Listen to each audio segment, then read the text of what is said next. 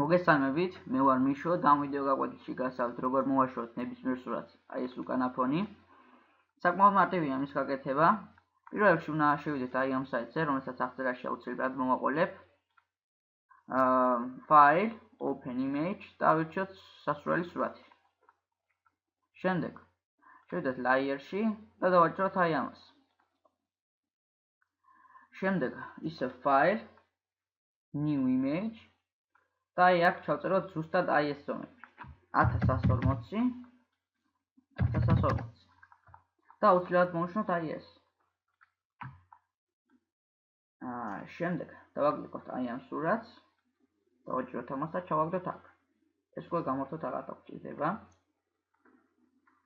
შემდეგ დავაჭრეთ ამას, დავაკლიკავთ თეთრ ფონზე, Edit, Clear და სულ ესა. როგორც ხედავთ, თეთრი ფონი მოშორდა სურათს. ახლა დავასეივოთ. Save. აუცილებლად მოვუშნოთ აი ეს, თორე ისევ არ იმუშავებს. Okay.